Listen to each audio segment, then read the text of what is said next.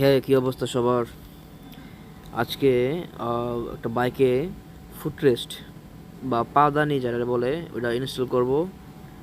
তো দেখেন, আগে এটা লাগানো ছিল কিন্তু ওটার যে মডেলটা ছিল যেই জায়গায় লাগাইতে হইতো ওটা প্রবলেম, মানে লুজ হয়ে যেত। তাই এবার একটু মডিফাই করে লাগানোর চেষ্টা।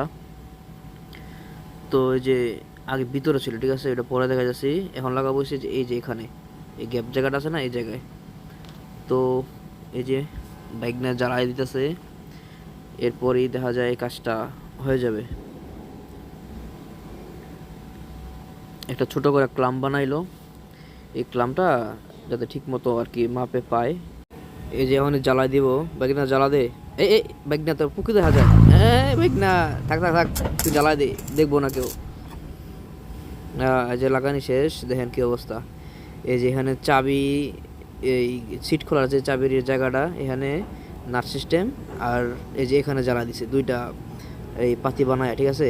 আগে যেটা ছিল, আগে আসলে ও যে ভিতরে দেখেন ছোট করে একটা দেখা যায় গোল, ওটাতে তো ওটা লুজ হয়ে যেতে পারে পারে। তো এখন একটু মজবুত হয়েছে, এখন সেই এখন মনে করেন যে পাড়া দিয়া খাড়ায় থাকলে সমস্যা নাই।